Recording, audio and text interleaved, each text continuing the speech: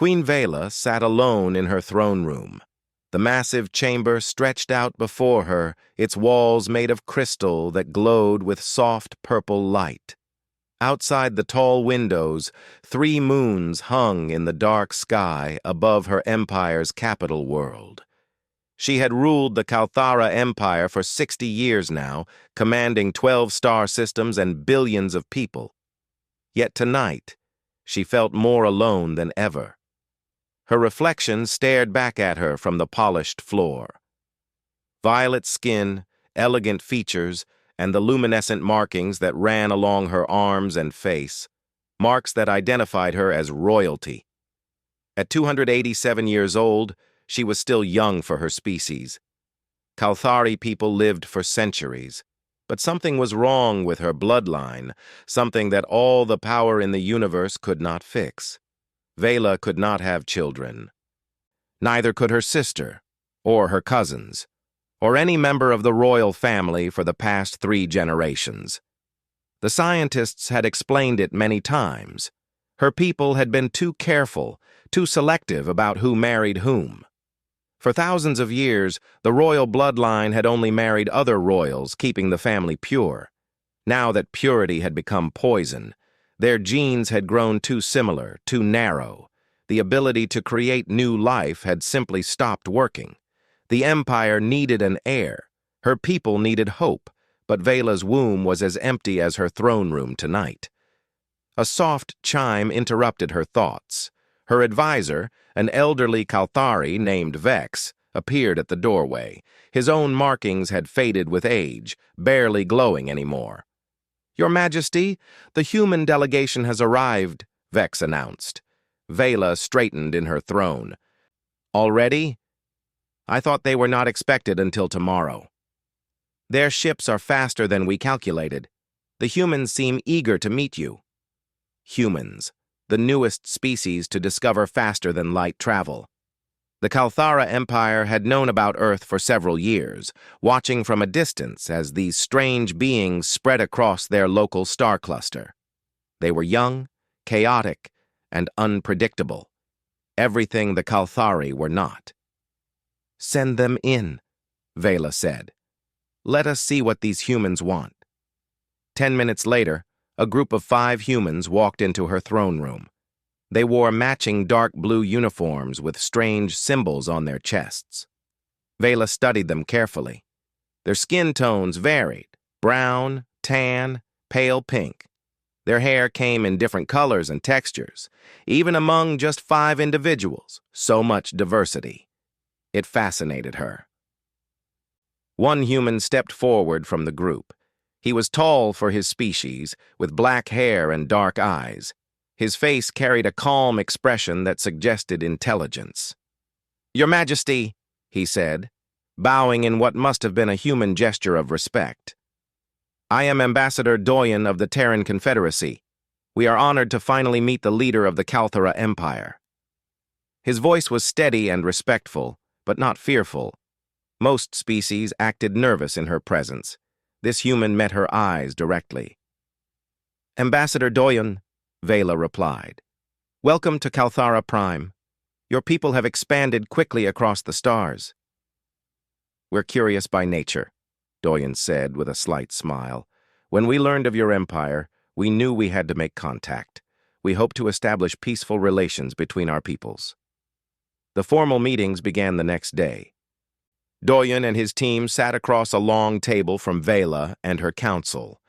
They discussed trade routes, territory boundaries, and cultural exchange. The humans were surprisingly reasonable. They did not demand. They did not threaten. They simply wanted to talk, to understand, to build bridges. Vela found herself watching Doyen more than the others. He listened carefully when her council members spoke. He asked thoughtful questions. When one of her advisors made a joke about human eating habits, Doyen laughed along rather than taking offense. "You are different from what I expected," Vela said to him during a break in the negotiations. "What did you expect?" Doyen asked. "Aggression, perhaps, or fear?" Most species react strongly when they meet us for the first time. We're too new to this galactic community to be arrogant, Doyon replied, and too curious to be afraid. Besides, you've given us no reason to fear you. I am a queen with 12 worlds under my command. You're also a person, Doyon said simply.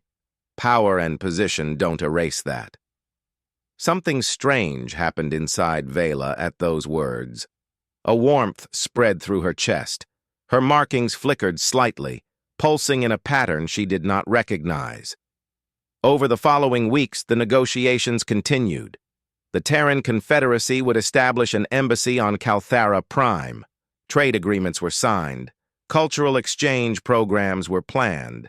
And through it all, Vela and Doyon spent more time together. He showed her images of Earth, blue oceans, green forests, cities of glass and steel. He played her human music, explaining how different cultures on his world created different sounds. He told her stories from human literature, tales of love and loss and triumph.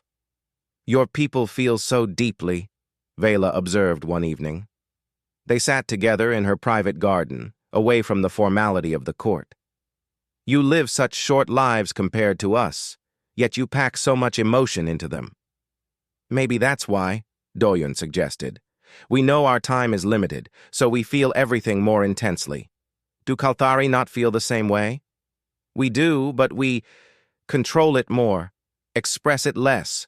It is seen as undignified to show too much emotion. That sounds lonely. Vela looked at him in surprise. No one had ever described her life that way before. But he was right. It was lonely. Tell me about your family, she asked, changing the subject. Doyon's face softened. I have a younger sister, Jiwoo. She's in the military, currently stationed on Mars. My parents run a small restaurant in Seoul. They were worried when I took this position, traveling so far from home. You miss them. Every day. But this opportunity, meeting new species, building peace between worlds, it's worth being away from them for a while. You are brave, Vela said. I think you're the brave one, carrying the weight of an entire empire on your shoulders. They sat in comfortable silence for a moment. Above them, the 3 moons had risen, casting silver light across the garden. Vela felt her markings beginning to pulse again, that same strange pattern from before. Doyon noticed. Are you all right? Your markings are glowing differently. I do not know. This has never happened before. Later that night, Vela asked her personal physician to examine her. The doctor, an old female named Kira, studied the patterns with growing amazement. Your Majesty, these markings, they're compatibility patterns. What does that mean? In our ancient history, before royal marriages were arranged, Kalthari would know they had found a genetic match when their markings pulsed in certain patterns. It meant they could produce healthy offspring together. But this hasn't happened in the royal line for over a century. Vela's hearts began beating faster. Are you saying... I'm saying your body recognizes someone as genetically compatible, but that's impossible. There are no compatible Kalthari left for you. That night, Vela lay awake in her chambers. Her markings continued their new pattern, pulsing gently in the darkness. She thought about Doyon, his kind eyes, his gentle humor, the way he treated her like a person rather than just a queen. Could it be? Could her body be responding to a human? It was unimaginable. Humans and Kalthari had evolved on worlds thousands of light years apart. They shared no common ancestor. The very idea of compatibility between their species defied all logic and science. Yet her markings did not lie. They glowed in the pattern of recognition, of possibility, of hope. For the first time in decades, Queen Vela allowed herself to wonder if perhaps, impossibly, she might not be barren after all. The council chamber buzzed with heated debate. 12 of Vela's most trusted advisors sat around the circular table, their markings flickering with agitation. The topic of today's meeting was the growing human presence on Calthera Prime. "These humans are too aggressive in their cultural exchanges," complained Vex, the eldest advisor. "They want to open restaurants, theaters, educational programs. They are changing our world too quickly." "Change is not always bad," countered another advisor named Tira. "The humans bring fresh ideas.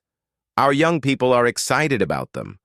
After decades of stagnation, our culture is alive again." Vela listened to both sides but said little. Her mind was elsewhere, thinking about the dinner she would share with Doyun that evening. He had been on Calthera Prime for 3 months now, and the diplomatic negotiations had concluded successfully. Soon he would have to return to Earth to report to his government. The thought made her chest feel tight. "Your Majesty?" Vex's voice interrupted her thoughts. "What is your decision on limiting human cultural activities?" "No limits," Vela said firmly. "The humans have honored every agreement. They show respect for our ways while sharing their own. We will continue to welcome their presence." Vex frowned, but bowed his head in acceptance. As the council dispersed, only Tira remained behind. "My queen, may I speak freely?" "Of course." "The court has noticed how much time you spend with Ambassador Doyen. There is talk." Vela felt her markings warm. "What kind of talk?" "Some say you have developed feelings for the human, that your judgment may be compromised." "My judgment is fine," Vela said coolly. "But you are correct about one thing. I have developed feelings for him." Tira's eyes widened. "Your Majesty, he is human. Whatever you feel, it cannot lead anywhere. Your duty is to—" "My duty," Vela interrupted, "has been impossible to fulfill for 3 generations. Perhaps it is time to consider new possibilities." That evening, Vela met Doyen in the same private garden where they had first shared personal stories. He brought a small device that played soft music from Earth, something he called a piano. The gentle notes filled the air. "This is beautiful," Vela said. "It's a composer named Chopin. This piece is called Nocturne. I thought you might like it." They sat together on a bench carved from white stone. The 3 moons rose slowly above the horizon. "I have to return to Earth soon," Doyen said quietly. "My government wants a full report on our mission here." Vela's markings dimmed slightly. "How long will you be gone?" "At least 6 months, maybe longer, but I'll come back if you want me to." "I want you to," Vela said, the words coming out more intensely than she intended. Doyen turned to look at her. "Vela, I need to tell you something. These past 3 months have been the most meaningful of my life. Not because of the diplomatic success, but because I got to know you. The real you, not just the queen." "I feel the same," Vela admitted. "You have awakened something in me that I thought was dead. Your markings glow differently when I'm near you. I've noticed." "They are showing compatibility," Vela said. "It is something that has not happened in my family for over a century. My physician believes my body recognizes you as a potential mate." Doyen was quiet for a long moment. "Is that possible? Between a human and Kalthari?" "It should not be. But I have called in specialists to investigate. There is a human doctor at the embassy, Hieri, who has been studying our species. I have asked her to conduct tests." The next week, Dr. Hieri arrived at the palace with results that shocked everyone. She was a small woman with short black hair and sharp, intelligent eyes. She spread genetic charts across the table in Vela's private study. "I've analyzed both human and Kalthari DNA extensively," Hieri explained. "What I found is extraordinary. Despite evolving on planets thousands of light years apart, your genetic structures share compatible base patterns. It's like 2 different languages that somehow use the same alphabet." "What does that mean?" Vela asked. It means reproduction between your species might be theoretically possible. The chances are still extremely low, maybe 1% or less, but it's not zero. For someone in your position, Your Majesty, where the alternative is zero chance, this is significant. Vela felt hope surge through her like electricity. You are certain? I'd need more tests, but yes, the compatibility markers are there. I've never seen anything like it in xenobiology. It's as if the universe somehow designed you to fit together. After Hieri left, Vela sat alone with this information. Her mind raced with possibilities and fears. Could she dare to hope? And even if it was possible biologically, what about everything else? The political complications, the social scandal, the fact that Do-Yun was from a completely different world. She called for him that night. Do-Yun arrived quickly, concern on his face. Is everything all right? Dr. Hieri shared her findings with me about the compatibility between humans and Kalthari, between us. I know. She told me too. Do-Yun stepped closer.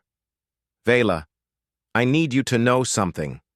Whatever is or isn't possible scientifically, my feelings for you are real.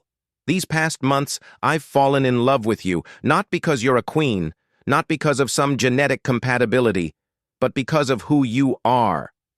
Vela's markings flared bright. In my culture, love is not usually part of royal marriage. We marry for genetics, for political alliance, for duty. I have never experienced what you describe. Then let me show you, Do-Yun said gently. He reached out and took her hand. His skin was warm against hers, and she felt that strange electricity again. On Earth, we believe love is a choice. It's choosing to know someone, to care for them, to build a life together. I choose you, Vela, if you'll have me. My people will resist this, Vela warned. Many will see it as wrong, as a betrayal of our ways.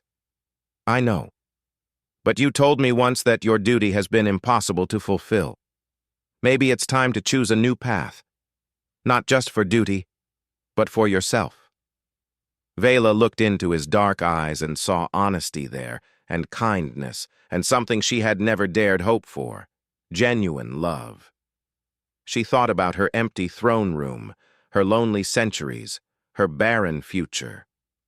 Then she thought about these past 3 months, the warmth Do-Yun had brought into her life, the way he made her feel alive. I choose you too, she whispered. Do-Yun smiled, and then he did something very human. He leaned forward and kissed her. It was gentle and brief, but it sent waves of sensation through Vela's body. Her markings blazed with light, creating patterns so complex that the ancient stones of the palace seemed to glow in response. When they separated, both were breathing heavily. I should ask this properly, Do-Yun said. He got down on one knee, which Vela had learned was a human gesture of proposal.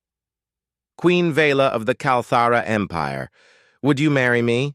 Not for politics or genetics or duty, but because I love you and want to spend my life with you? Tears formed in Vela's eyes, another thing she had learned from humans. Kalthari rarely cried, but somehow this moment demanded it. Yes, she said.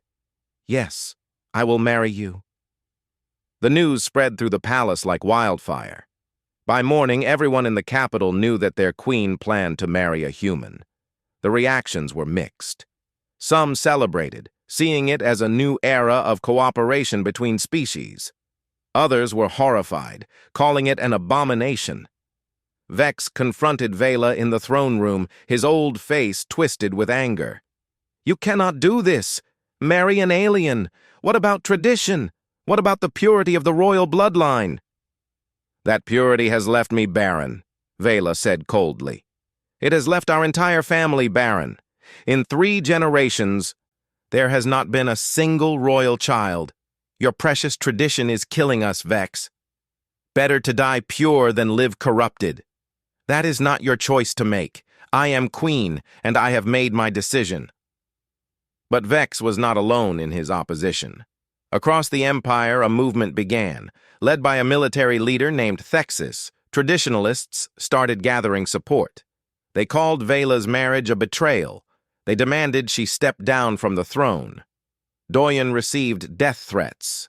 Security around the palace increased.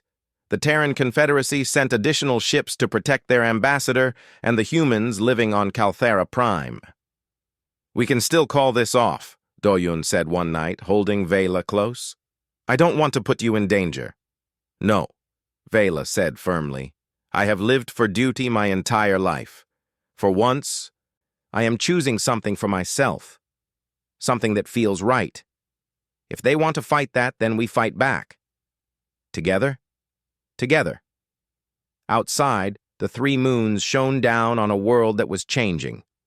The impossible was becoming possible. A queen who could not have children had found a human who made her markings glow with the light of compatibility. Now they would face whatever came next, not as queen and ambassador, but as two people who had found love across the stars. The wedding was set for 3 months away. In that time, Vela and Doyen would have to convince an empire that their love was not a betrayal, but a hope. That sometimes the impossible simply needed someone brave enough to try. The royal wedding planners were having a crisis. Master of ceremonies, Crix stood in the Great Hall, surrounded by both Calthari and human decorators, all arguing about traditions. "The crystal harmonics must be aligned with the 3 moons, insisted a Calthari priest.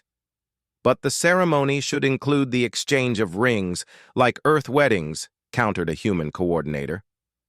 "Both," said a firm voice from the doorway. Everyone turned to see Doyen entering, with his sister Jiwoo beside him. "We'll honor both traditions. That's the whole point."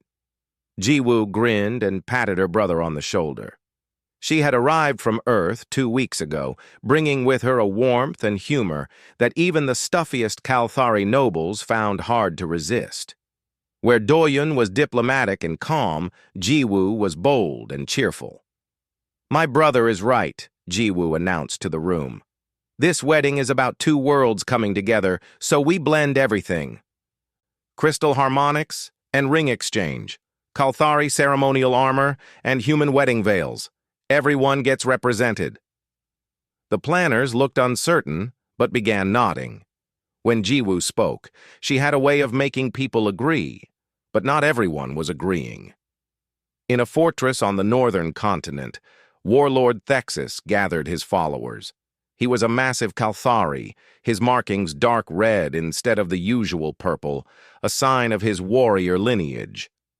"The Queen betrays everything we stand for," Thexis announced to the crowd of soldiers and nobles before him.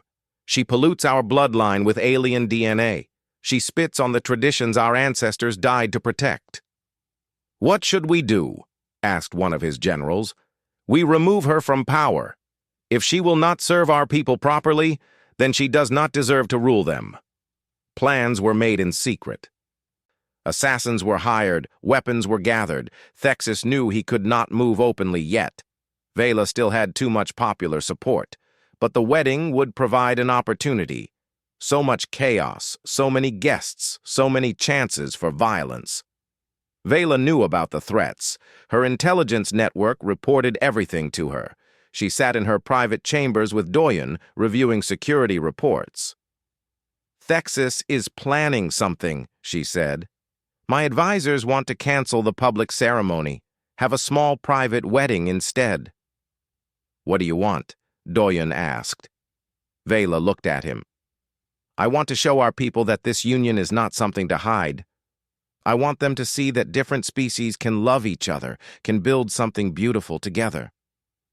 Then we do the public ceremony. But we increase security. That might not be enough. I was a military officer before I became a diplomat," Doyen reminded her. "I know how to protect you. This is not your fight alone." "Yes, it is. You're going to be my wife. Your fight is my fight now." The next 2 months passed in a blur of preparation and tension. Death threats arrived daily. 3 assassination attempts were stopped before they could get close to Vela. The Terran Confederacy sent a battle group to orbit above Calthera Prime, making it clear they would protect their ambassador. But there were bright moments, too. Jiwoo helped Vela understand human wedding traditions, laughing as she explained the custom of something old, something new, something borrowed, something blue. On Earth, brides wear white to symbolize a new beginning, Jiwoo explained. But you could wear your traditional crystal armor, too. Combine them. Would that look strange? It would look amazing. Trust me. Dr. Hyeri continued her research, running more tests on both Vela and Do-Yun. One afternoon, she called them both to her laboratory with an excited expression. "I've made another discovery," Hyeri said. "Your genetic compatibility isn't just theoretical anymore. I've run simulations. If you two were to conceive a child, the probability is actually around 10%, much higher than I initially thought." Vela felt her heart skip. 10%? For someone who was told she had 0% chance, that's a miracle. I can't guarantee anything, but the possibility is real. After Hyeri left, Vela and Do-Yun sat in stunned silence. "A child," Vela whispered. "I never thought—" "One step at a time," Do-Yun said gently. "First, we get married. Then we see what the future brings." The wedding day arrived with Calthara Prime's 3 suns rising in perfect alignment, an event that only happened once every 30 years. The Calthari took it as a sign from the universe itself. The ceremony would take place in the Grand Plaza outside the royal palace. Thousands of citizens gathered, both Calthari and human. Ships filled the sky, broadcasting the event across the Empire and back to Earth. Vela stood in her preparation chamber, looking at herself in the mirror. She wore the traditional crystal armor of Calthari royalty, each piece humming with ancient power. Over it, she wore a flowing white silk veil that Jiwoo had brought from Earth. The combination was striking, alien and human, tradition and innovation all in one. "You look incredible," Jiwoo said from behind her. "My brother is a lucky man." "I am the lucky one," Vela replied. "He has given me hope when I had none." Outside, Do-Yun waited at the altar. He wore a formal Earth military uniform, black with gold trim, but had agreed to wear a Calthari ceremonial sash across his chest. His heart pounded as he watched the palace doors. Then the doors opened, and Vela emerged. The crowd gasped. She moved with regal grace, her crystal armor catching the sunlight and throwing rainbow colors across the plaza. Her markings glowed bright purple, pulsing in patterns of joy. Behind her, Calthari priestesses sang the ancient crystal harmonics, their voices creating sounds that resonated in everyone's bones. Vela walked down the long aisle, and with each step, she felt more certain. This was right. This was her choice. This was love. She reached Do-Yun and took his hands. His warm human skin against her cool Calthari hands felt perfect. The ceremony blended both cultures beautifully. A Calthari priest spoke the ancient words of union, while a human officiant talked about love and partnership. They exchanged rings, a human tradition, while their foreheads touched in a Calthari gesture of soul bonding. "Do you, Queen Vela, take this human as your bonded mate to share your life with across the stars?" "I do." "Do you, Ambassador Do-Yun, take this Calthari queen as your bonded mate to share your life with across the stars?" "I do." "Then by the power of 2 worlds, I declare you married." The crowd erupted in cheers. Music filled the air, human instruments and Calthari crystal harmonics blending into something entirely new and beautiful. Do-Yun pulled Vela close and kissed her, and her markings blazed so bright that people in the back of the plaza could see them clearly. But in the shadows, Thexus watched with rage in his hearts. He had agents positioned throughout the crowd. The signal was ready. All it would take was one word from him, and chaos would erupt. His finger hovered over the communication device. Then he saw something that made him pause. A young Kalthari child in the crowd, no more than 20 years old, was crying tears of joy. Beside her stood a human boy, holding her hand. Both looked at the royal couple with expressions of pure hope. Thexus had told himself he was fighting to preserve his culture, but looking at that young couple, he realized what he was really fighting against: the future. A future where species could mix and love freely. A future where old barriers fell. He lowered his hand. Not today. He would not disrupt this moment. But his war was not over. It was just beginning. The reception lasted all night. Humans and Kalthari danced together, ate each other's food, shared stories and laughter. Jiwoo got several Kalthari nobles drunk on earth wine and taught them a silly human dance. Even stern old Vex was seen smiling. Vela and Doyun sat together at the high table watching it all. Her hand rested in his. "We did it," Doyun said. "This is only the beginning," Vela replied. "The hard part comes next. Building a life together? Building a future together for both our peoples." "One day at a time," Doyun said. "We'll figure it out." As the 3 moons rose over the celebration, casting silver light across the plaza, Vela felt something she had not felt in decades: peace. Not because all problems were solved, not because the opposition had disappeared, but because she was no longer alone.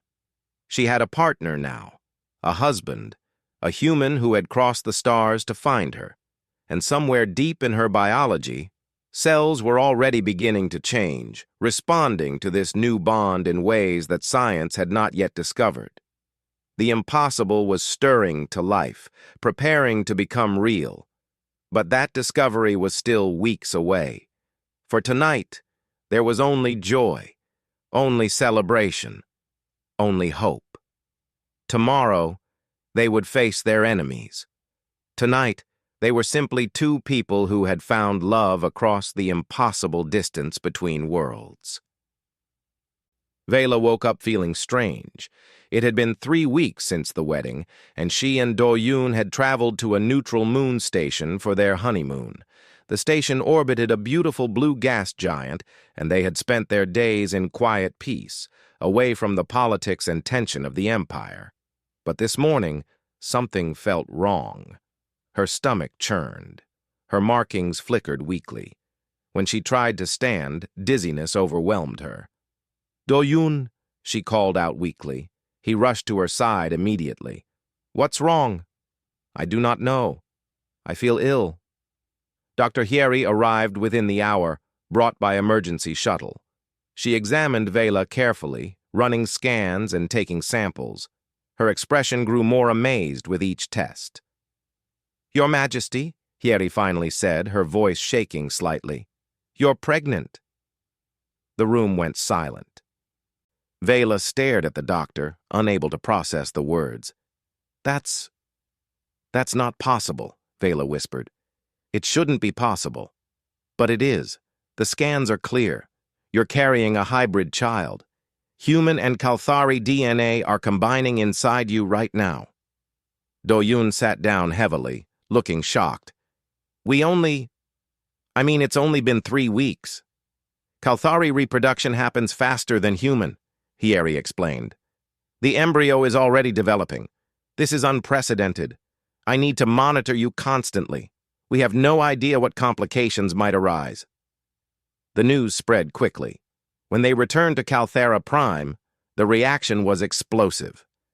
Citizens celebrated in the streets. The impossible had happened. Their barren queen was going to have a child. But with joy came danger. Thexus saw the pregnancy as the final insult. He had held back during the wedding, but now he acted. Within days of the announcement, his forces attacked military installations across the empire. Bases that supported Vela were destroyed. Ships loyal to her were sabotaged. The Civil War began with fire and blood. "We need to get you to safety," Doyen insisted as reports came in of Thexus's attacks. "You're pregnant. You can't be in danger." "I am the queen," Vela said firmly, though her hand rested protectively over her still flat stomach. "I cannot hide while my people fight." "You're also carrying our child. Please, Vela, for the baby." She finally agreed to stay in the most secure part of the palace, protected by layers of shields and guards. But she refused to be silent. From her chambers, she broadcast messages to her people, calling for unity, promising a future where all species could live together. The empire split into two factions. The loyalists supported Vela and the promise of a new era. The traditionalists followed Thexus, preferring death to change. Battles raged across 12 star systems. The Terran Confederacy sent their fleet to support Vela. Human ships fought alongside Kalthari vessels. Doyun, despite his wife's pregnancy, could not sit idle. He took command of the combined human Kalthari forces, using tactics that blended both species' military doctrines. "Humans fight differently than we do," observed General Crix, a Kalthari military leader who had pledged loyalty to Vela. "You use deception, misdirection. We prefer direct assault." "Then we combine both," Doyen said, studying the tactical displays. "We'll use Kalthari strength with human cunning. Thexus won't know how to counter it." The strategy worked. Battle after battle, the loyalist forces gained ground. But the war was brutal. Cities were damaged. Ships were destroyed. Thousands died on both sides. Back at the palace, Vela's pregnancy grew more complicated. The hybrid child was developing in ways that confused both human and Kalthari medicine. Some days, Vela felt strong. Other days, she could barely leave her bed. Dr. Hyeri worked constantly, studying the developing fetus. "The baby is healthy, but it's growing faster than a human child would. Your Kalthari biology is accelerating the pregnancy. You might give birth in 6 months instead of 9. "Will the child be safe?" Vela asked.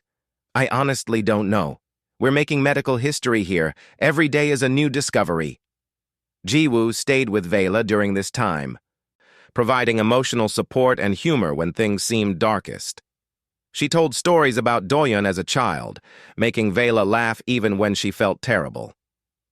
"He was always the responsible one," Jiwoo said. "Even as a kid, I'd get us into trouble and he'd get us out. You picked a good one, Your Majesty. Please, just call me Vela. You are family now." "Family," Jiwoo repeated with a warm smile. "I like that. I'm going to be an aunt to the first human Kalthari hybrid baby in history." 3 months into the pregnancy, disaster struck. Thexus's forces launched a major assault on the capital. They broke through the outer defenses and pushed toward the palace itself. Alarms blared. Guards rushed to defensive positions. Doyen was off-planet, leading an attack on one of Thexus's strongholds. He heard the news and immediately tried to return, but Thexus had planned it that way. Enemy ships blocked his path. "Get out of my way!" Doyen shouted at the enemy fleet. "My wife is in that palace." He fought with desperate fury, his ships tearing through the blockade. But it took hours during which Vela was in danger. In the palace, Vela felt the first pangs of premature labor. The stress of the attack, the fear for her people, the worry for Doyen, it was too much for her body. "The baby is coming," Hyeri said urgently. "It's too early, but we can't stop it." "Doyen," Vela gasped between contractions. "Where is he?" "Fighting his way back. He's coming." Guards held the medical wing against Thexus's soldiers.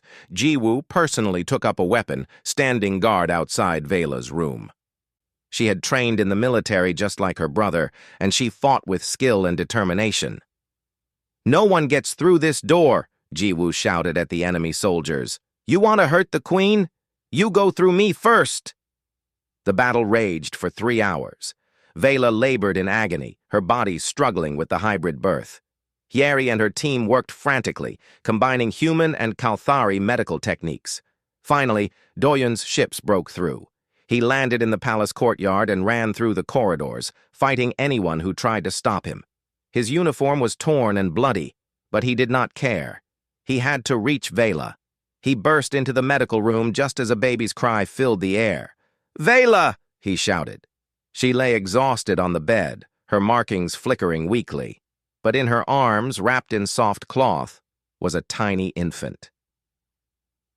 The baby had violet skin like her mother but human features, and across her small face and arms, bioluminescent markings glowed with patterns more complex than any Kalthari had ever seen. "We have a daughter," Vela whispered, tears streaming down her face. Doyen fell to his knees beside the bed, looking at the baby in wonder. "She's perfect." "She is alive," Hieri said, her voice full of amazement. "Against all odds, she is alive and healthy. This is a miracle." Outside, the sounds of battle began to fade. News spread quickly through both armies. The queen had given birth. The impossible child was real. Even some of Thexus's soldiers stopped fighting when they heard. They had been told the pregnancy was a lie, propaganda. But now they knew the truth. The hybrid child existed. Thexus himself heard the news in his command ship. He stared at the reports, reading them over and over. It was real. The human and Kalthari queen had created life together. For the first time, doubt entered his mind. What if he was wrong? What if this was not the end of their species, but the beginning of something new? He ordered his forces to withdraw, not surrender. He was not ready for that. But he needed time to think, to reconsider. In the medical wing, Vela held her daughter close. The baby's markings pulsed in rhythm with her own, creating a beautiful light show. Doyen sat beside them, his hand on Vela's shoulder, looking at his new family with overwhelming love. "What should we name her?" he asked. "Something that represents both our worlds," Vela said. "Something that means unity or hope." Jiwoo stepped forward, her face streaked with dirt and sweat from the battle. In Korean, Hana means one. One child from two species. One hope for the future. "Hana," Vela repeated softly. The baby opened her eyes, dark like Doyen's, and looked at her mother. "Yes, Princess Hana." Dr. Hieri ran more tests on the baby over the following days. What she discovered shocked the scientific community across multiple planets. "Hana's DNA doesn't just combine human and Kalthari traits," Hieri explained to the royal couple. "It repairs the genetic defects that made Kalthari sterile. Her very existence proves that hybridization with humans could save your species." "Are you certain?" Vela asked. "I'd need more research, but the preliminary data is clear. If we could develop genetic therapy based on human Kalthari compatibility, we might restore fertility to your people. Not by replacing them, but by giving them new options." It was the hope Vela had dreamed of, not just her own child, but a future for all her people. The war was not over. Thexus still commanded strong forces. But the birth of Princess Hana changed everything. It gave people a reason to believe that peace might be possible, that the future did not have to be about purity or extinction, but about growth and evolution. In her arms, baby Hana slept peacefully, unaware that she represented the answer to an empire's greatest crisis. She was simply a child, loved by her parents, bridging two worlds with every breath she took.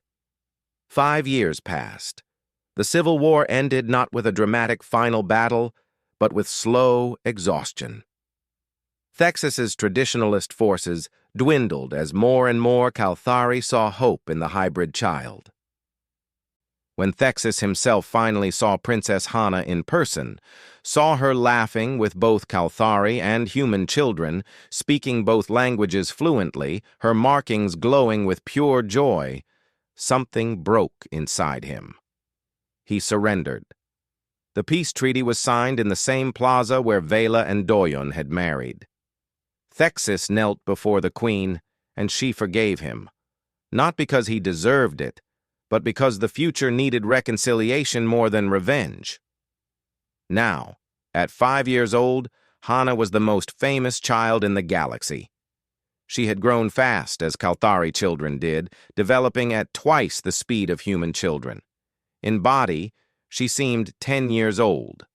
In mind, she was brilliant and curious, asking endless questions about everything.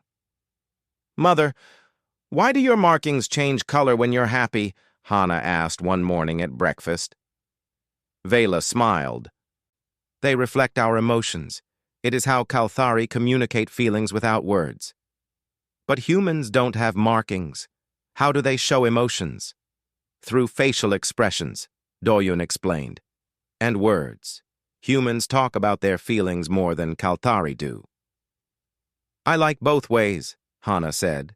She demonstrated by making her markings glow bright purple while also grinning widely, combining both species' methods of showing happiness. Dr. Hyeri's research had advanced significantly. With Hana's DNA as a foundation, she had developed a genetic therapy that could restore fertility to Kalthari, who chose to accept it. The key word was chose. Vela made it clear that no one would be forced. Those who wanted to maintain pure Kalthari genetics could do so. But those who wanted children and were willing to try human Kalthari hybridization now had that option. Dozens of Kalthari volunteered for the program. Some married human partners. Others received genetic therapy that incorporated human DNA sequences without requiring a human mate. Within 3 years, 20 hybrid children had been born across the empire. The social changes were profound. Human culture blended with Kalthari traditions. Human restaurants served fusion cuisine, combining earth spices with Kalthari crystal fruits. Kalthari artists incorporated human painting techniques into their light sculptures. Children of both species attended mixed schools. Hana attended one of these schools.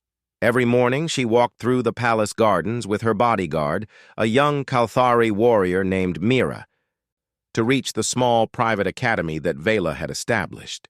"Princess, we should hurry," Mira said. "You'll be late." "I'm coming," Hana called back. She was examining a flower that grew in the garden, a hybrid plant that only existed because human and Kalthari botanists had worked together. At school, Hana's best friend was a human boy named Taemin. His parents were scientists who had moved to Kalthara Prime to work on the genetics research. Taemin was shy and quiet, the opposite of Hana's bold personality. "Did you bring your homework?" Hana asked him. "Yes. Did you?" "I forgot," Hana admitted sheepishly. "I was reading a book about Earth history last night. It was so interesting I lost track of time." Their teacher, an elderly Kalthari woman named Instructor Nix, was patient but firm. "Princess or not, Hana, you must complete your assignments." "Yes, Instructor Nix. I'm sorry." "Tell me what you learned about Earth history instead." Hana brightened. "Humans had hundreds of different cultures. They fought wars with each other, but they also shared music and stories and food. Eventually, they united into one planetary government. Do you think the Kalthari could have done that?" "The Kalthari did do something similar, thousands of years ago," Nix explained. "We united our clans into one empire, but we did it by making everyone the same. Humans did it while keeping their differences. That is the more difficult path, but perhaps the better one." That evening, Hana sat with her parents in their private chambers. She loved these quiet times when it was just the three of them, away from the formality of court. "Father, tell me about Earth," Hana said, curling up beside Doyun. "What do you want to know?" "Everything. Is it really covered in water? Aunt Jiwoo said you can swim in oceans." "Most of the surface is ocean, yes, and we can swim in it, though you have to be careful. Earth has sea creatures that can be dangerous." "I want to visit someday," Hana said wistfully. "See where you came from." "You will," Vela promised. "When you are older, we will take you to Earth, You should know both sides of your heritage. But dangers still lurked. Not everyone had accepted the new era. Small groups of extremists, both Kalthari traditionalists and human supremacists, continued to oppose the hybridization. Most were harmless, just angry voices with no power, but some were more dangerous. And beyond the Empire's borders, other species watched with interest. The Vrex Dominion, a powerful alien empire, had been observing the Kalthara-human alliance with growing concern. The Vrex believed in absolute purity. Each Vrex was genetically identical to every other Vrex, created in artificial wombs from a master template. They saw diversity as weakness and chaos. The fact that humans and Kalthari were proving that diversity made them stronger threatened the Vrex's entire philosophy. If they could join together and thrive, what did that say about the Vrex way? In the Vrex capital, the High Council met to discuss the situation. "The hybrid child is an abomination," declared Council Member Drex. "She represents everything we stand against." "She also represents a military threat," added another council member. "The Human-Kalthari alliance is growing stronger. Their combined technology and tactics have made them formidable." "Then we must act before they grow too strong," said the council leader. "We will study this hybrid, capture her if possible, learn what makes her genetics work, then use that knowledge to destroy her kind." The Vrex began planning. They sent spies into Kalthara Prime, disguised as traders and diplomats. They studied the palace security, the princess's routines, the weak points in the Empire's defenses. Hana had no idea she was being watched. She continued her normal life, school, playtime with Taman, lessons in both human and Kalthari customs. She learned to fight with Kalthari crystal blades and to negotiate like a human diplomat. Her parents wanted her prepared for anything. One afternoon, Hana was in the palace gardens with Taman when she noticed something strange. A maintenance worker near the far wall moved oddly, his motions too precise, too perfect. "Taman, look at that worker," Hana whispered. "Does he seem strange to you?" Taman squinted. "Maybe? I'm not sure." Hana's instincts, inherited from both her warrior mother and strategic father, told her something was wrong. She casually walked toward Mira, her bodyguard. "Mira, that worker by the west wall. Can you check on him?" Mira immediately became alert. She approached the worker, speaking to him in Kalthari. The worker responded, but his accent was wrong. Too flat, too artificial. "Intruder!" Mira shouted. The worker moved with inhuman speed, pulling out a weapon. But Mira was faster, her crystal blade already drawn. The fight lasted only seconds. The worker's disguise flickered and failed, revealing gray skin and featureless face. A Vrex infiltrator. More alarms sounded. Security teams rushed to the gardens. Hana grabbed Taman's hand and ran toward the palace, her heart pounding. She had heard about dangers before, but this was the first time she had seen a real threat. That night, after everything had calmed down, Vela held Hana close. "You did well today. You stayed alert and reported what you saw." "Mother, why do some people hate me? I've never hurt anyone." Vela's markings dimmed with sadness. "You represent change, my daughter, and change frightens people. They fear what they don't understand." The Vrex man didn't look like he was scared. He looked cold. "The Vrex are different from us," Doyen explained.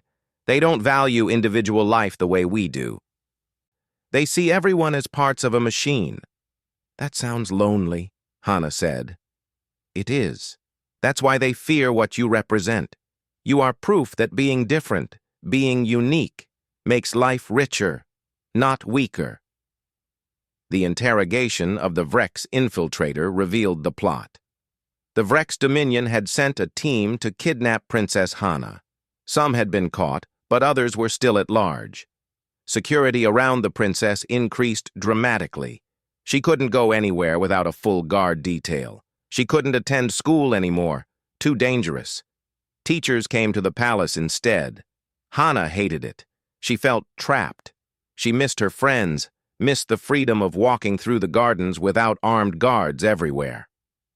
"This isn't fair," she complained to Ji-woo, who had moved permanently to Calthara Prime to help protect her niece. "I know, kid," Ji-woo said sympathetically, "but your parents are terrified of losing you. You're not just their daughter. You're a symbol of hope for two species." "I don't want to be a symbol. I just want to be Hana." "You're both. That's the hard part about being special." 2 weeks later, the remaining Vrex infiltrators made their move. They struck during the night using advanced technology to bypass security systems. By the time the alarms sounded, they were already inside the palace, and Hana's room was their target. The young princess woke to the sound of crystal blades clashing with Vrex weapons. Through her window, she saw explosions in the distance. The attack was bigger than anyone had expected. Someone pounded on her door. "Princess, we need to evacuate."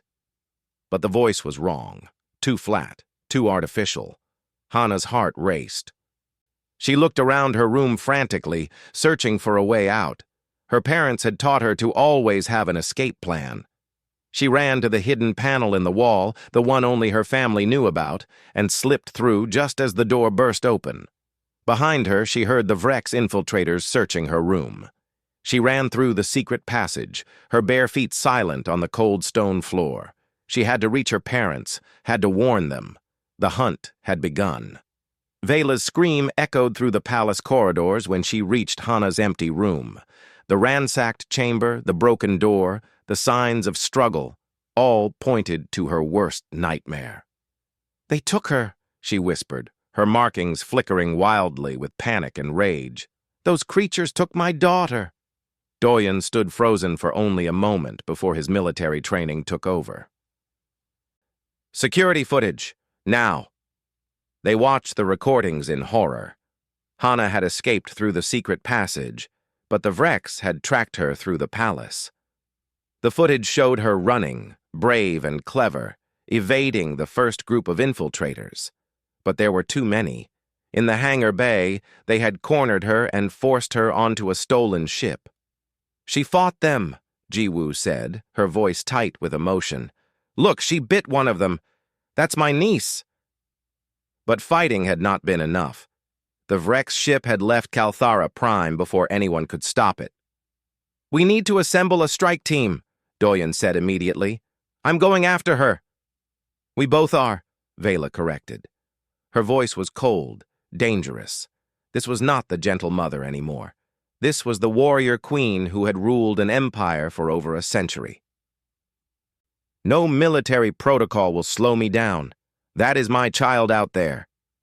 Within 3 hours, a team was assembled. Vela and Doyun would lead it personally.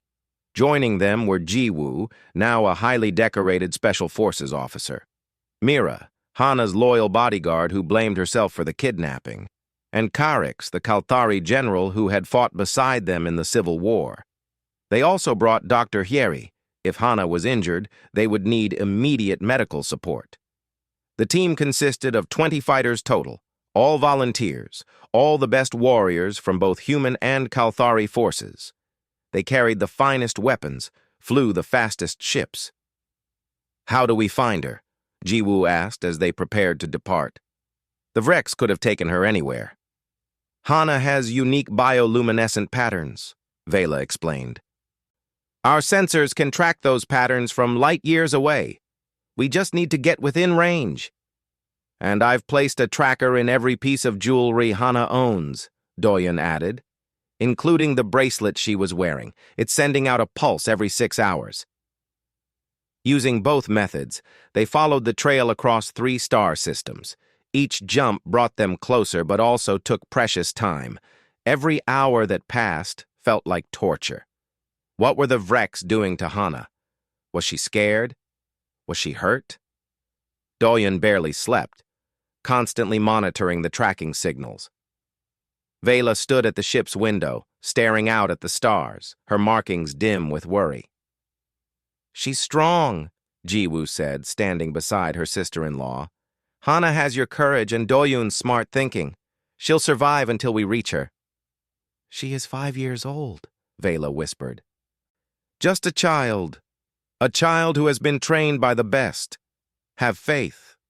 Meanwhile, in a Vrex research station orbiting a dead planet, Hana was indeed using every lesson her parents had taught her. The Vrex had placed her in a cell, but they had underestimated her intelligence. She studied the guards' routines. She noticed that one guard always came exactly 20 minutes after the last.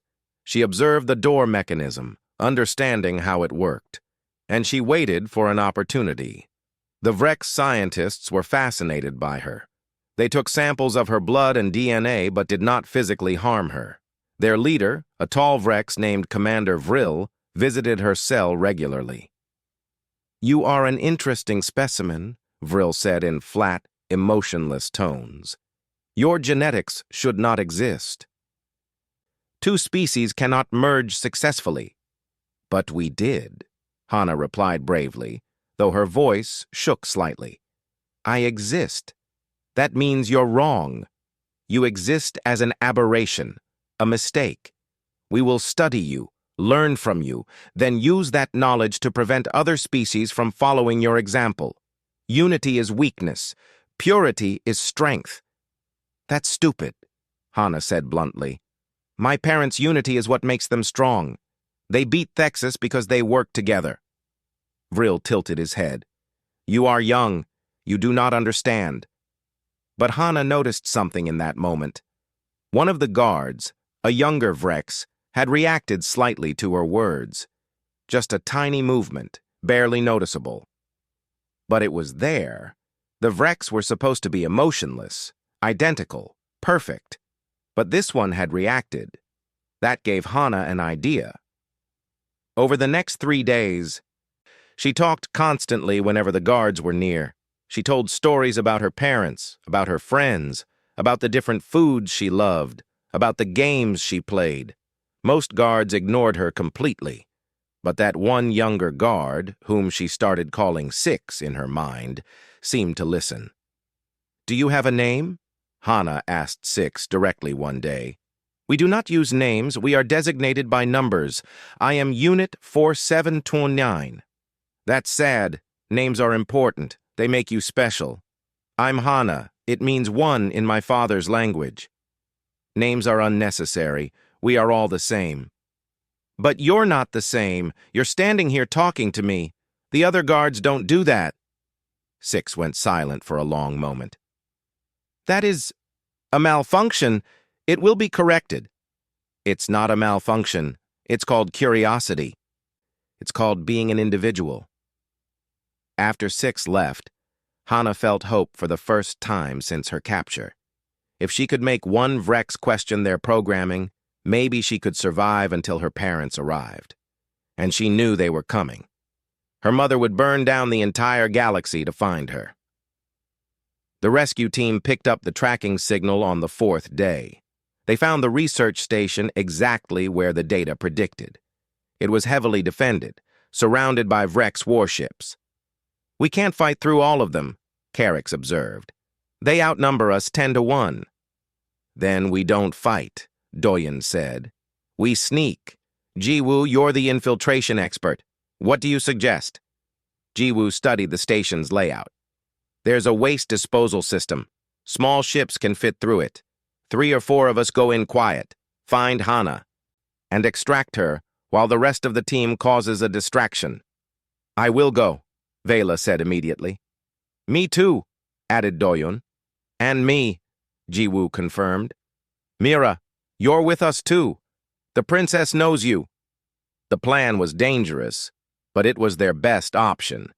The rest of the team would engage the Vrex fleet, drawing their attention while the infiltration team slipped inside. The battle began at dawn, station time. Human and Kalthari ships attacked the Vrex fleet with coordinated strikes. Crystal weapons met biomechanical shields. Plasma fire lit up the darkness of space. While the Vrex focused on the battle, a small shuttle slipped through the chaos and docked with the waste disposal port. 4 figures climbed out: Vela, Doyoon, Jiwoo, and Mira. They moved through the station's corridors like shadows. Vela's tracking sense guided them. She could feel Hana's unique bioluminescence, could sense her daughter nearby. The pull led them deeper into the station. They encountered guards and dealt with them silently. Mira's blade moved like lightning. Jiwoo's human weapons fired with deadly precision. Doyen's tactical mind kept them moving efficiently, avoiding large groups. Finally, they reached the detention level. Through a window in a heavy door, Vela saw her daughter sitting in a cell, looking small and scared but unharmed. "Hana!" Vela called out softly. Hana's head snapped up. "Mother!" But before they could reach the door, alarms blared. Commander Vrill's voice echoed through speakers. "So, the royal family comes for their hybrid. How predictable. Security teams converge on detention level." "We need to move fast," Doyen said, working on the door's lock mechanism. The door opened just as Vrex soldiers appeared at both ends of the corridor. They were trapped. "Get behind us!" Vela commanded Hana. Her daughter ran to her, and Vela felt complete again, just holding her close. "I knew you'd come," Hana whispered. "Always. Now stay close." The fight was brutal. The rescue team fought with desperate strength against overwhelming numbers. Vela's crystal blade sang through the air. Doyen's precise shots dropped enemies before they could fire. Jiwoo and Mira protected their backs, but there were too many. They were being pushed back, overwhelmed. Then something unexpected happened. One Vrex soldier stepped out of formation and fired at the other Vrex. It was Six. "This way," Six called to the rescue team. "I know a route to the hangar." "Why are you helping us?" Vela demanded, not trusting. "Because she made me question," Six said, gesturing to Hana. "She made me wonder if we Vrex have been wrong, if being identical is not strength, but a cage." There was no time to debate. They followed Six through maintenance tunnels and service corridors. Behind them, Commander Vrill's angry shouts echoed as he led the pursuit. They reached a small hangar where a Vrex shuttle waited. The team piled in, with Six taking the pilot's seat. "Can you fly this?" Jiwoo asked. "All Vrex can pilot all Vrex vehicles. We are programmed for efficiency." The shuttle launched just as Vrex soldiers poured into the hangar. Weapons fire struck the shuttle's shields, but they held. Outside, the main rescue fleet was fighting a losing battle.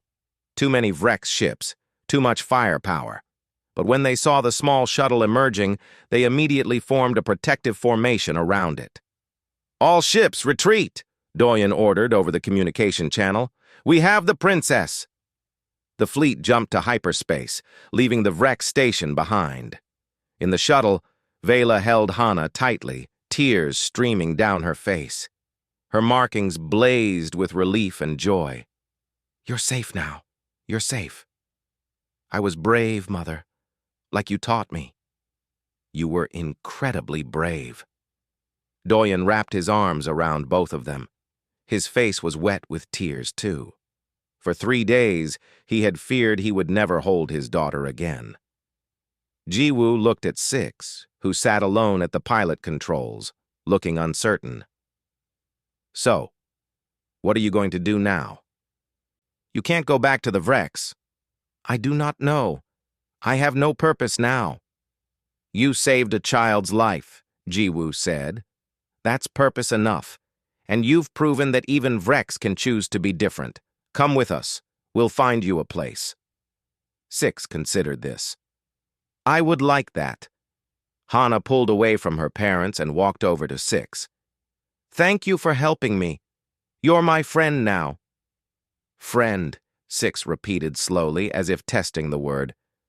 "I have never had a friend before." "Well, now you do." The journey back to Calthera Prime took 2 days. When they arrived, the entire planet celebrated. Princess Hana was home. The impossible child was safe. But everyone knew this was not over. The Vrex Dominion had shown its hostility. Commander Vrill had escaped. The threat remained. Still, they had won this battle. And they had gained something unexpected. Six, of Rex who chose freedom over programming, individuality over conformity. One more proof that unity and diversity were stronger than purity and sameness. 2 years had passed since the kidnapping. Princess Hana was now 7 years old, though her Kalthari accelerated growth made her body equivalent to a 14-year-old human.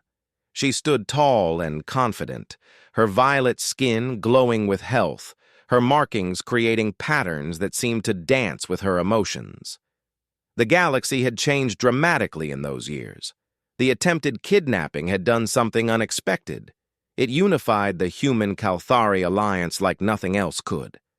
Citizens of both species had watched in horror as the Vrex tried to steal their princess. When she returned safely, the celebration had lasted for weeks. But more importantly, it created a shared story, a shared trauma, and a shared triumph.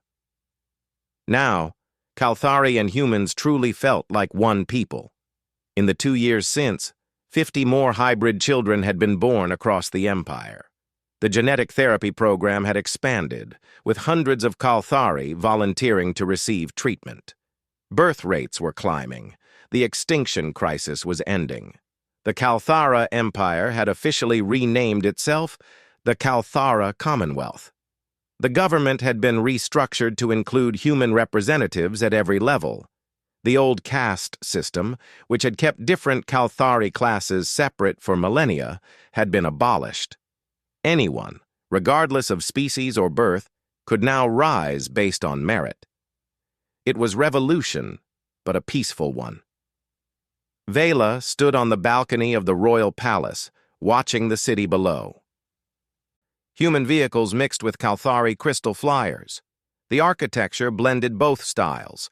Earth's practical designs merged with Kalthari's flowing, organic structures. In the markets, merchants sold fusion foods, combining recipes from both worlds. "It is beautiful," she said to Doyun, who stood beside her. "Sometimes I cannot believe how much has changed." "You made it happen," Doyun replied, taking her hand. "You had the courage to choose a different path. We made it happen, together." Below them, Hana walked through the palace gardens with Taman and Six. The young Vrex had become Hana's constant companion and protector. Over 2 years, Six had slowly developed a personality, shedding the Vrex conditioning to become someone unique. Six still looked like other Vrex, gray skin, featureless face, but the way Six moved, spoke, and thought was entirely individual now. "Six, look at this flower," Hana called out. "It's a hybrid just like me, Kalthari crystal bloom crossed with earth roses. Isn't it amazing?" "It is. Pretty," Six said slowly. Aesthetic appreciation was still new. "The colors are pleasant." Taman laughed. "You're getting better at compliments, Six." "I am practicing. Hana says compliments make friends happy." "You're doing great," Hana assured, patting Six's arm. Mira watched over them from a respectful distance. The bodyguard had never forgiven herself for the kidnapping, even though everyone else had. She had dedicated herself to ensuring it never happened again. That afternoon, Hana attended a special ceremony at the Commonwealth Assembly. It was the 10th anniversary of her parents' wedding, and the government had declared it a holiday celebrating unity between species. Hana had been asked to give a speech. She stood at the podium looking out at thousands of faces, Kalthari, human, and hybrid. Cameras broadcast her image across the entire Commonwealth and back to Earth. She felt nervous but excited. "Hello, everyone," she began. "My name is Hana. Most of you know me as the princess, or the hybrid child, or the symbol of unity. But I want to talk to you today just as Hana, a girl who happens to have an interesting family." The crowd laughed warmly. "When I was born, people said I was impossible. Humans and Kalthari couldn't have children together. Science said it wouldn't work. But my parents didn't listen to what was impossible. They listened to their hearts. They loved each other. And that love created me." She paused, gathering her thoughts. Now there are dozens of children like me, hybrid kids who are growing up with the best of both worlds. We can glow like Kalthari and laugh like humans. We speak both languages. We understand both cultures. And you know what? It's amazing. Applause rippled through the audience. But I want to talk about what being hybrid really means. It's not just about genetics. It's about understanding that differences make us stronger. My Kalthari mother taught me discipline and honor. My human father taught me creativity and curiosity.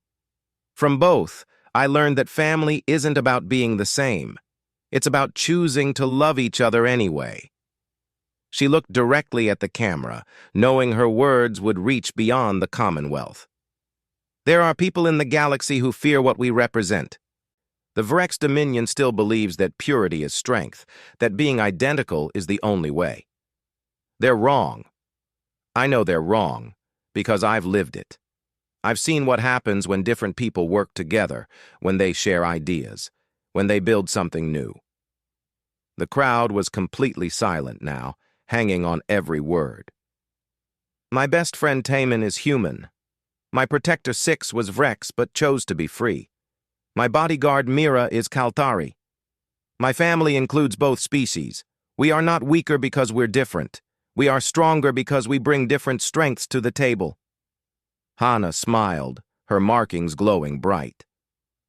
So to everyone watching, whether you're in the Commonwealth or beyond, I want to say this. The future doesn't belong to one species or one way of thinking. The future belongs to everyone willing to build bridges instead of walls.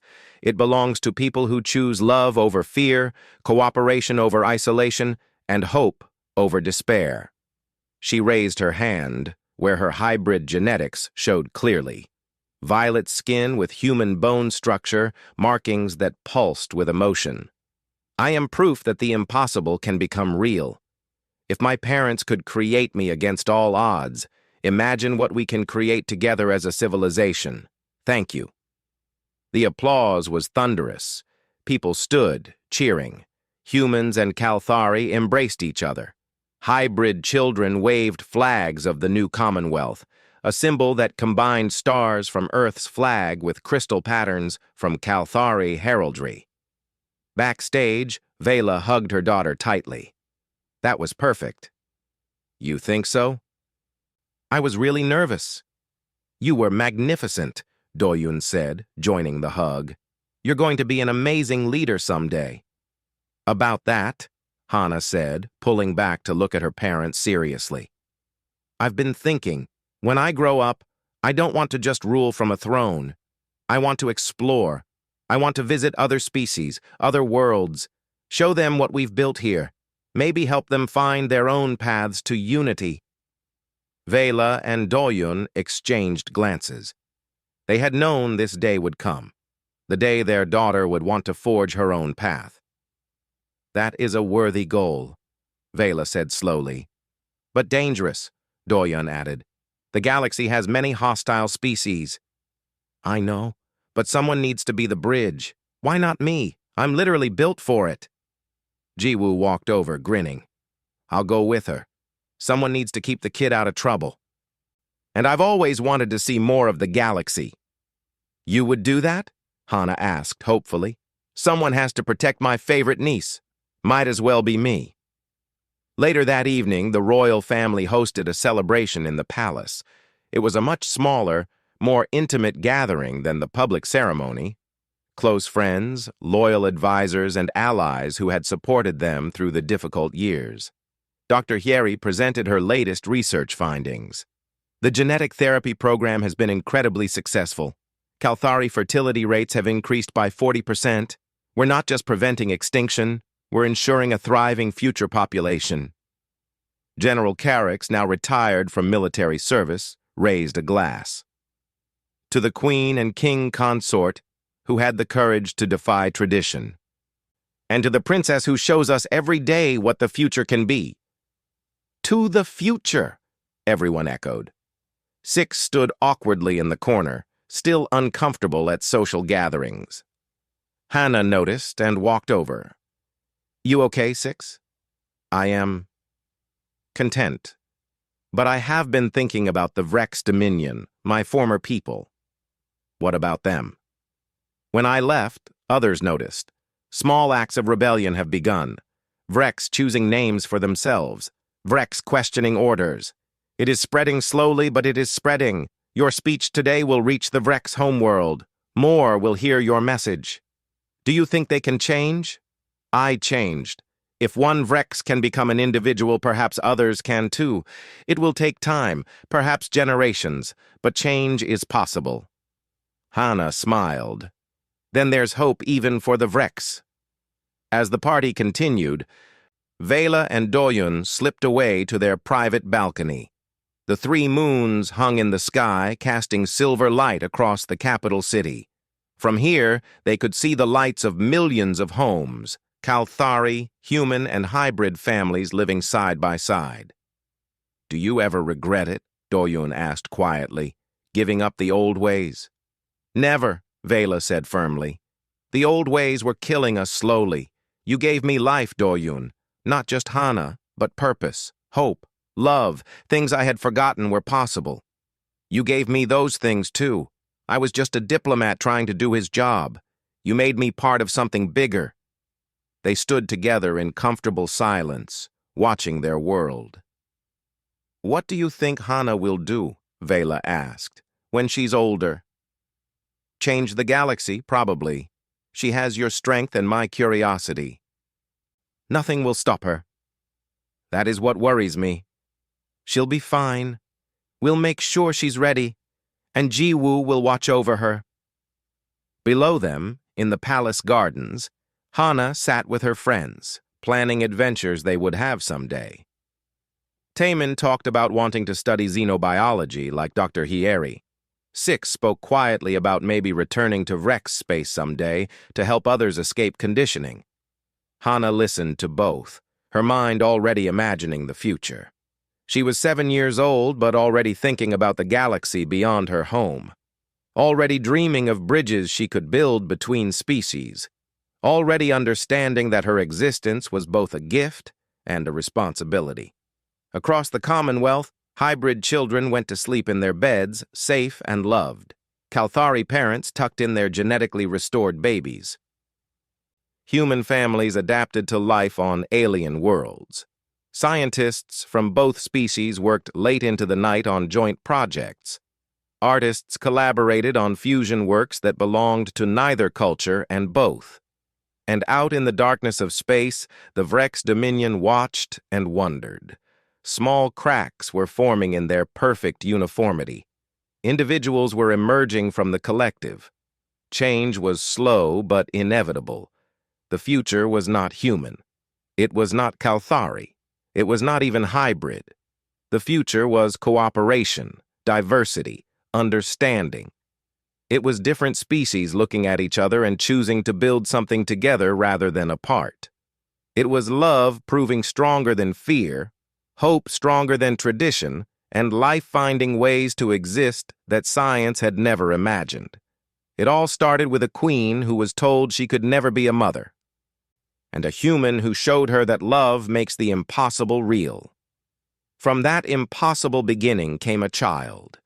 From that child came hope. From that hope came a new era. Princess Hana stood on the balcony of her room, looking up at the stars. Somewhere out there, species were fighting wars. Others were suffering from crises like the Kalthari had faced. Some were alone, thinking they were unique in the universe. "I'm coming," she whispered to those distant stars. "When I'm ready, I'm coming to show you what we learned here, that you don't have to be alone, that working together is better than standing apart, that the impossible is just something we haven't figured out yet." Behind her, in a frame on her wall, hung a picture of her parents on their wedding day. Vela, in her crystal armor and white veil, Doyun in his dress uniform. Both looking at each other with expressions of pure love and hope. That picture represented everything Hana believed in, everything she wanted to share with the galaxy. The future was bright, the future was possible, the future was now, and Princess Hana, the child who shouldn't exist, was ready to help build it.